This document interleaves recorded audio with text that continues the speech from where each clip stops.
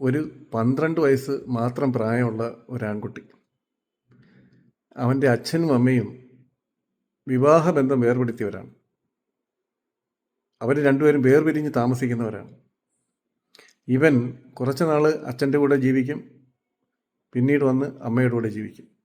ഇതാണ് ഇവൻ്റെ രീതി. ഇപ്പോൾ കുറച്ച് ദിവസമായിട്ട് അവൻ അമ്മയുടെ കൂടെയായിരുന്നു. അമ്മയ്ക്കൊരു ആൺ സുഹൃത്തുണ്ട്. അപ്പോൾ യവനുള്ള സമയത്ത് ആൺ സുഹൃത്ത് വീട്ടിൽ വരും, രാത്രിയിലൊക്കെ വരും. യവനത് ഇഷ്ടമല്ല. അപ്പോൾ കഴിഞ്ഞ ദിവസം ഈ ആൺ സുഹൃത്ത് യവനെ ഭിത്തിയോട് ചേർത്ത് നിർത്തി ഒരുപാട് മർദ്ദിച്ചു. അവൻ്റെ തല പിടിച്ച് ഒരുപാട് തവണ ഭിത്തിയിലിടിച്ചു. പിന്നെ അവനെ ചവിട്ടി. അവനിത് നിലവിളിച്ചുകൊണ്ടിരിക്കുമ്പോൾ അവൻ്റെ അമ്മ ഇതെല്ലാം നോക്കിക്കൊണ്ട് മിണ്ടാതെ നിൽക്കുകയായിരുന്നു. അവൻ പോലീസിന് കൊടുത്ത മൊഴിയാണ്. എന്നിട്ട് ഈ അമ്മ എന്താ ചെയ്തേ? അവർ കയ്യിൽ നഖം വളർത്തുന്ന സ്വഭാവമുള്ളവരാണ്. ഇപ്പോഴത്തെ സ്ത്രീകളുടെയൊക്കെ ഫാഷനാണല്ലോ കയ്യിലിങ്ങനെ നഖം നീട്ടി വളർത്തിക്കൊണ്ട് നടക്കുക എന്ന് പറയുന്നത്. ഇവർ ഈ കുട്ടിയുടെ നെഞ്ച് മാന്തി പൊളിച്ചു. നെഞ്ചത്തെല്ലാം ആഴത്തിലുള്ള നഖക്ഷതങ്ങളുണ്ട്. ഞാൻ ഇത്രയും പറയാൻ കാര്യം, ഇവരെ നമുക്കൊക്കെ അറിയാം. ഇവർ ഒരു ചാനലിൽ അവതാരികയായിട്ട് വന്നിരുന്ന്, അതും വലിയ വലിയ കാര്യങ്ങൾ പറയുന്ന ആൾക്കാരെ കൊണ്ടുവന്ന് ഇൻ്റർവ്യൂ നടത്തുന്ന ഒരു സ്ത്രീയാണ്. അപ്പോൾ അവരെ അറിയാവുന്നത് കൊണ്ടാണ് ഞാൻ ഈ കാര്യം നിങ്ങളോട് പറയാൻ കാരണം. എനിക്ക് പേഴ്സണലായിട്ട് അറിയത്തില്ല. ഈ ചാനലിലൊക്കെ നിങ്ങളെപ്പോലെ ഞാനും അവരെ കണ്ടിട്ടുണ്ട്.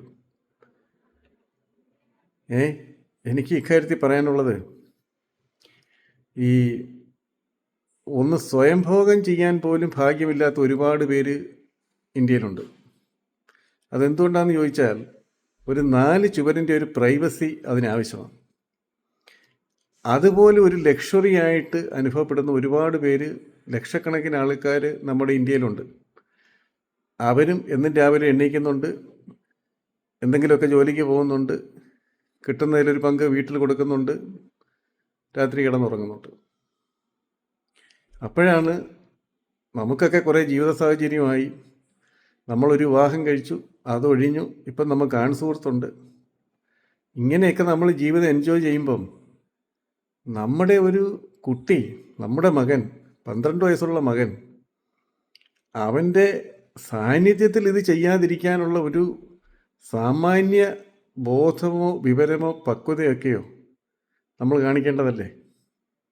ഇപ്പോൾ സെക്സ് പാപമാണെന്നോ അത് ചെയ്യാൻ പാടില്ലെന്നോ ആ സുഖം അനുഭവിക്കരുതെന്നോ എല്ലാവരും അങ്ങ് വലിയ വിശുദ്ധരായിട്ട് നടക്കണമെന്നോ ഒന്നും പറയുന്ന ഒരാളല്ല ഞാൻ. അതൊക്കെ ഓരോരുത്തരുടെയും ഇഷ്ടം പോലെ അവർക്ക് തീരുമാനിക്കാം. പക്ഷേ മറ്റുള്ളവർക്ക് ബുദ്ധിമുട്ടുണ്ടാകാത്ത രീതിയിൽ വേണം. അത് ചെയ്യാനുള്ള ഉത്തരവാദിത്വം നമുക്കുണ്ട്. നമ്മളൊരു ഉച്ചത്തിൽ പാട്ട് വയ്ക്കുമ്പോൾ പാട്ട് നമുക്ക് ഇഷ്ടമാണെങ്കിൽ കേൾക്കാം. പക്ഷേ ഒരുപാട് ഉച്ചത്തിൽ വെച്ച് അപ്പുറം ഇപ്പുറം ജീവിക്കുന്നവർക്ക് ശല്യം ഉണ്ടാക്കാൻ നമ്മൾ നോക്കണ്ടേ? അതുപോലെ സെക്സ് എന്ന് പറയുന്നതും നമുക്ക് ആവശ്യമാണ്, നമുക്ക് എൻജോയ് ചെയ്യാം. പക്ഷേ അത് മറ്റുള്ളവർക്ക് ബുദ്ധിമുട്ടുണ്ടാകുന്ന രീതിയിലാകരുത്. ഇപ്പോൾ ഈ ട്രെയിനിലൊക്കെ യാത്രയിലൊക്കെ ഞാൻ ഒരുപാട് ഇത് കാണുന്നുണ്ട്.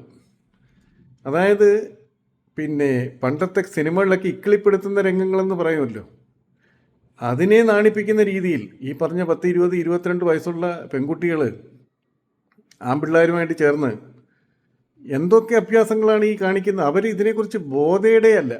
അതായത് നല്ല തിരക്കുള്ള ട്രെയിനിലാണ് ഈ പറഞ്ഞ പല കലാപരിപാടികളും. അതായത് ശാരീരിക ബന്ധം നടക്കുന്നില്ല, അതൊഴിച്ച് ബാക്കിയെല്ലാം നടക്കുന്നുണ്ട്.